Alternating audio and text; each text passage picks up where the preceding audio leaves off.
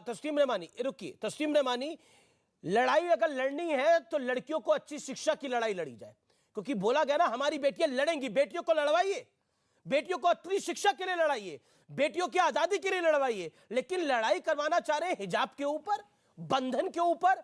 कोई बोले घूंघट, घूंघट को जो है उसके लिए मैं लड़ाई लड़ूंगा। अरे घूंघट से बाहर निकलने की लड़ाई है। अगर घूंघट सही नहीं है तो हिजाब कैसे सही हो सकता है? लड़ाई लड़नी है तो शिक्षा की लड़ाई लड़िए उन बच्चियों की, लेकिन आप लोग तो दूसरी लड़ाई लड़ रहे हैं।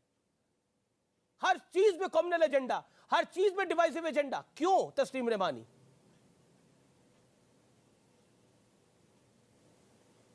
आप बोल चुके हैं क्या? जी बोलिए।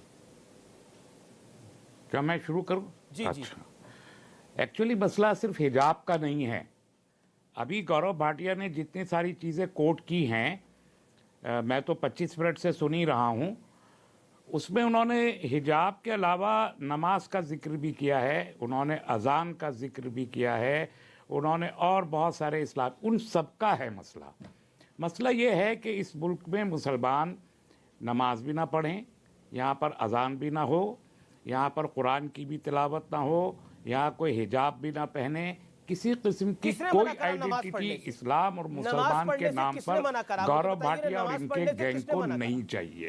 इनको चाहिए कि सबके सब लोग, इनका गैंग चाहता है कि सबके सब लोग इन्हीं की जो पद्धति है उसी को फॉलो करें। और इसके लिए वजीर आजम तक, जो इस मुल्क के वजीर आजम सबसे सम्मानित पद है, दूसरे नंबर का, वरगलाते हैं खड़े होके इलेक्शन की रैली में। चूंकि इलेक्शन जीत नहीं सकते, मालूम है कि फर्स्ट फेज में 58 सीटों में से 18 जीतनी मुश्किल हो रही हैं, इसलिए आप उठा के ले आए एक रिलीजियस इशू।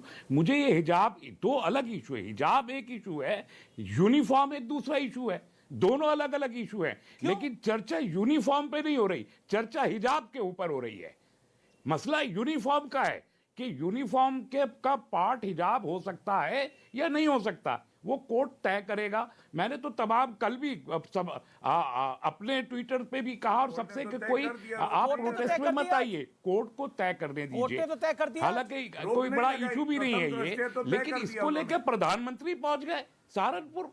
इससे साबित हुआ कि आप इसका एक पॉलिटिकल मिल्किंग भी करना चाहते हैं, नंबर एक शॉर्ट टर्म में, और लॉन्ग टर्म बेसिस पे आप इस्लाम के ऊपर हमला भी करना चाहते हैं। और इस हिजाब में आप भी, आप भी हिजाब में, अमीश देवगन और मैं भी हिजाब में हूं, और जितने लोग बैठे हैं सब हिजाब में। हिजाब का मतलब किसी भी चीज को ढकना होता है, इसके अलावा कुछ नहीं। ठीक है, ठीक है, तो हिजाब में तो आप जायज बात कह रहे हैं कि हिजाब का मतलब और ये भी अगर और जो होता है इस्लाम पर हमला करना चाहते हैं, इस्लाम पर हमला करना चाहते हैं, नमाज भी रोकना चाहते हैं, लेकिन मैं आप ही से पूछना चाहता हूं, वो निर्वस्त्र कम्युनिटी आखिर कौन से स्कूल में पढ़ाई जाती है? नहीं, क्या वो जाहिल है? अगर बंद करके नमाज पढ़ी जाएगी तो वो गलत ही होगा ना? या आप किसी गलत बयानी से काम ले रहे? एक सेकंड, सड़कें बंद करके अगर नमाज पढ़ी जाएगी तो वो गलत तरीका होगा ना? आप पढ़िए नमाज। रिजवान, ठीक है, तस्लीम रहमानी, यू हैव, आपने एक लॉजिकल पॉइंट उठाया। Let me get a answer. Okay Rahmani साहब, there is a time left, अभी आपको समय और मिलेगा।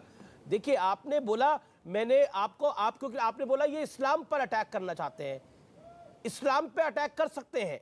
ओके रिजवान, जवाब तस्लीम रहमानी की बात का।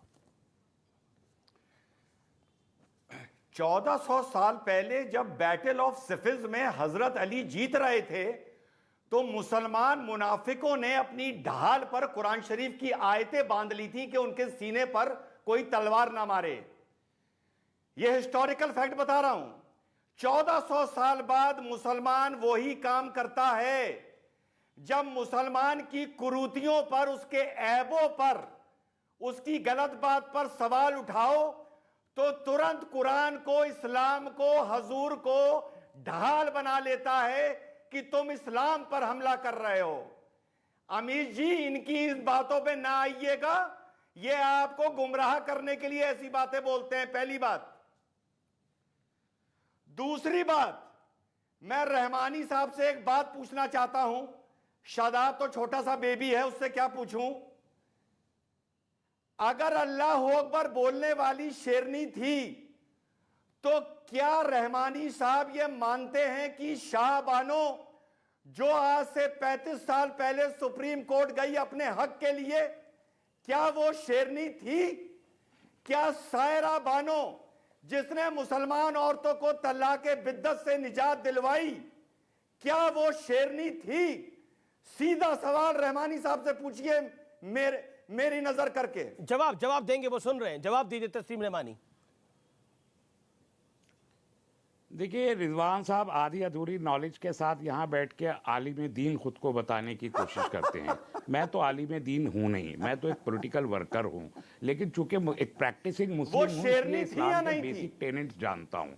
जिस वाक़े का ये जिक्र कर रहे हैं वो तारीख़ इस्लाम का एक वाक़या है, और वो वहाँ पर नेज़ों पे कुरान उठाया गया था इसलिए कि जंग रोकना चाहते थे, इसलिए नेज़ों पे ये गलत बयानी से काम ले रहे हैं और अपने हिसाब से उसको ट्विस्ट कर देते हैं। इस्लाम खतरे में कभी नहीं था।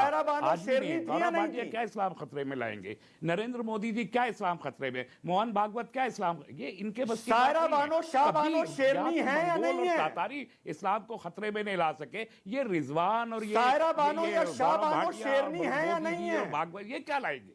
इनके बस की बात नहीं है।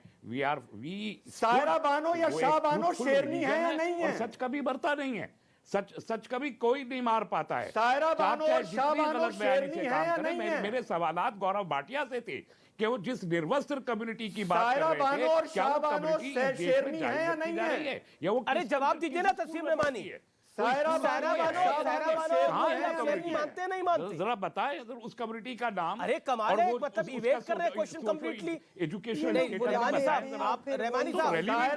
शाहबानो शेरनी है या नहीं है? इधर उधर मत दौड़िए।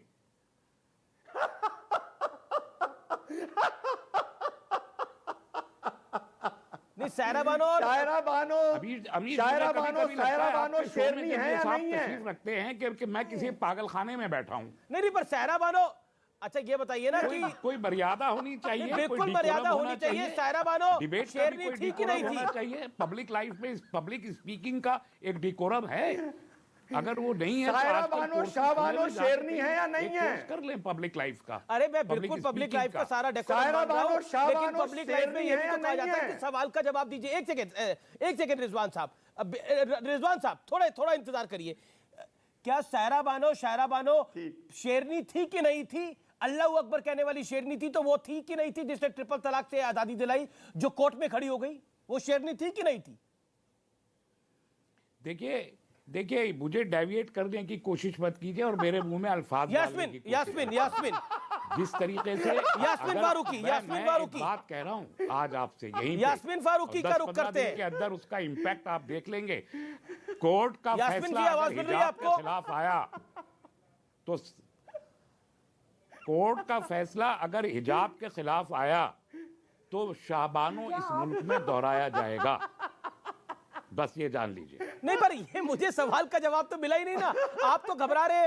अल्लाह अकबर कहने वाली शेरनी है जिसने जो कोर्ट में खड़ी हुई तलाक़े बिद्दत को खत्म करने के लिए, वो शेरनी नहीं थी। जो कोर्ट में खड़ी हुई अपने पति के खिलाफ, वो शेरनी नहीं थी। जिसका फैसला पार्लियामेंट ने पलट दिया, वो शेरनी नहीं थी। क्योंकि ये मानसिकता को एक फारसी की बड़ी मशहूर कहावत है, नहीं जवाब जाहिला। देखिए अब कौन जाहिल है, कौन जाहिल है, कौन जाहिल नहीं है, ये तो पब्लिक देख रही है। कौन जाहिल है, कौन जाहिल नहीं है, पब्लिक देख रही है कि मुझे देश देख रहा है। पढ़े लिखे लोग होते होंगे आप। नहीं पढ़े लिखे, लेकिन आप इसमें अनपढ़ वाली क्या बात है? तो मैं इसमें अनपढ़ वाली क्या बात है? अनपढ़ वाली बात कौन कर रहा है? मैं एक जाहिल आदमी का क्या जवाब दूं? और मैंने ये कहा कि कोर्ट का फैसला हिजाब के खिलाफ आया। यूनिफॉर्म हिजाब अलग है, मैं बार बार कह रहा हूं। Uniform Yasmin Farooqui all audios down. Yasmin Farooqui on screen and सुबुई Khan and Gaurav Bhatia on screen. Okay Yasmin ji, मेरा बड़ा माजरत से आपसे सवाल है और इसका आप जवाब दें, मुझे उम्मीद है आप देंगी। क्या जिसने तलाक़े बिद्दत खत्म कराया सायरा बानो, वो शेरनी थी कि नहीं थी?